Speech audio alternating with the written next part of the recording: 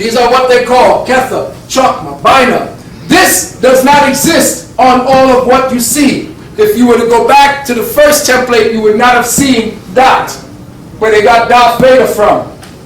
Hesed, Gubra, Tibara, Nesha, Hul, Yasud, Malkut.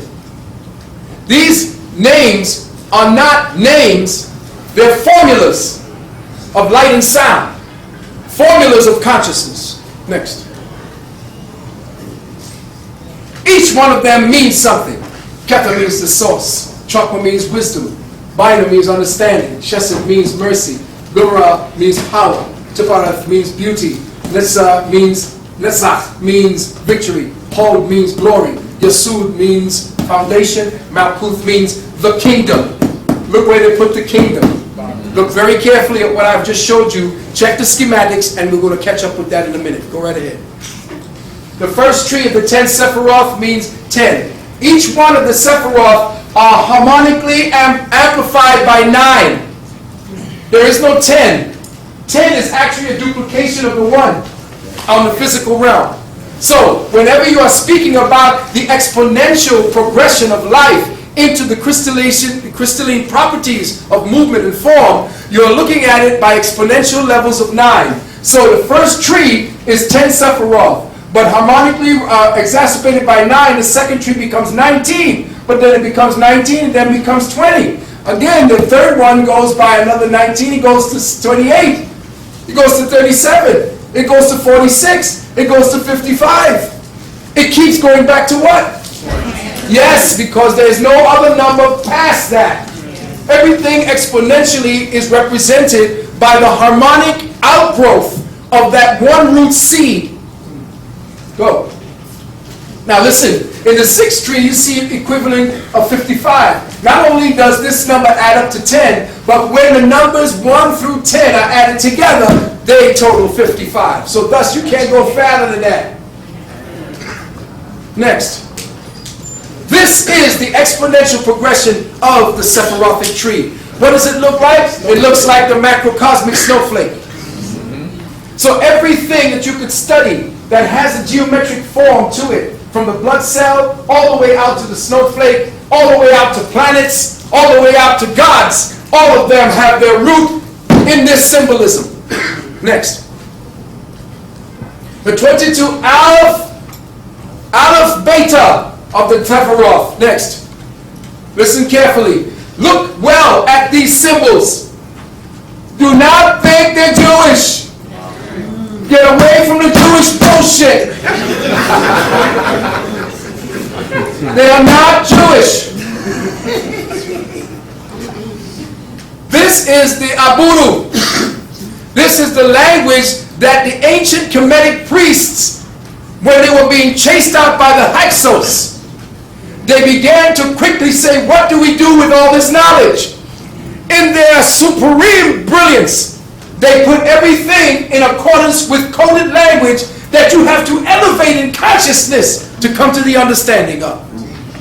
So until this devil came to a point where he could understand what the hell was going on, he was not going to unlock the code.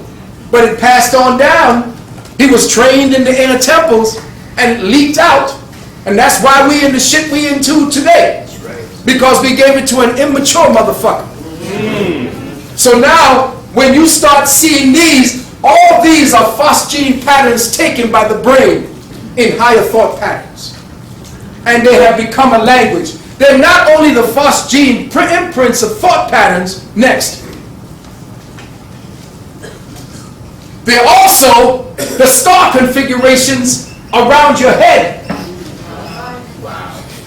Look, this is the astral alphabet. This is the constellations that it's akin to. Here you have the specific constellation that they are connected to. And here you have the Hebrew alphabet.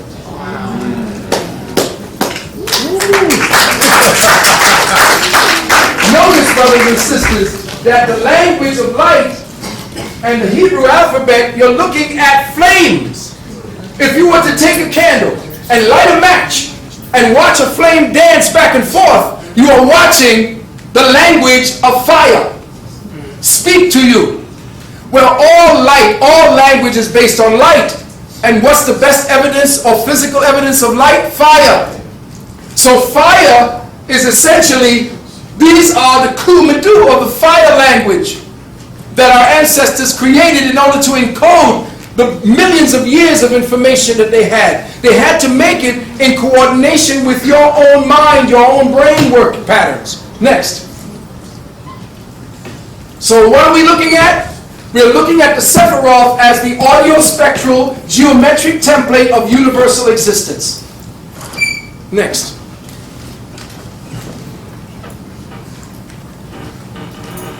And they repeat in a cycle and exist in 300 and 231 gates, and it comes to pass that all that is formed and all that is spoken emanates from a single name, the Sefer Yetzirah.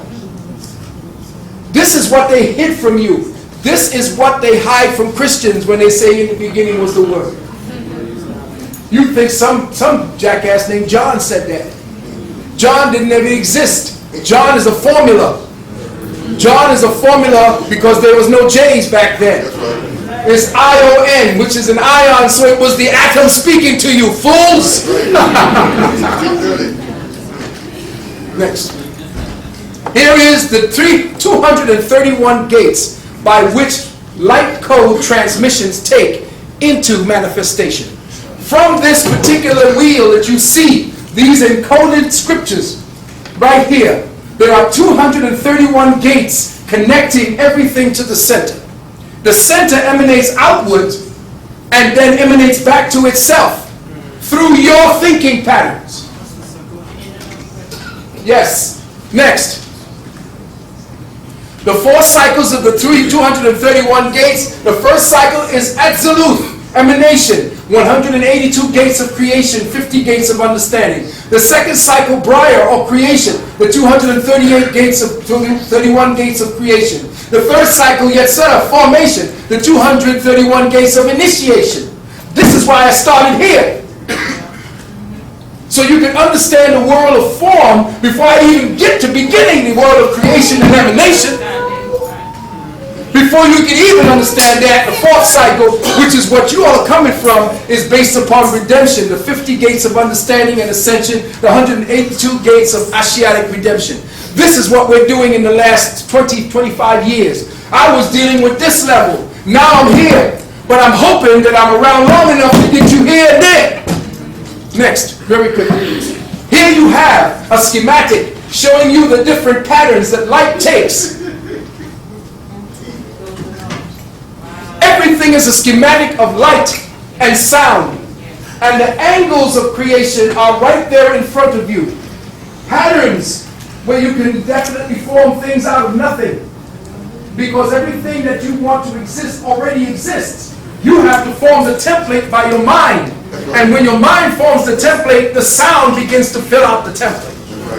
And when you understand how your thought process and everything else works, you will begin to understand that everything is based upon these schematics.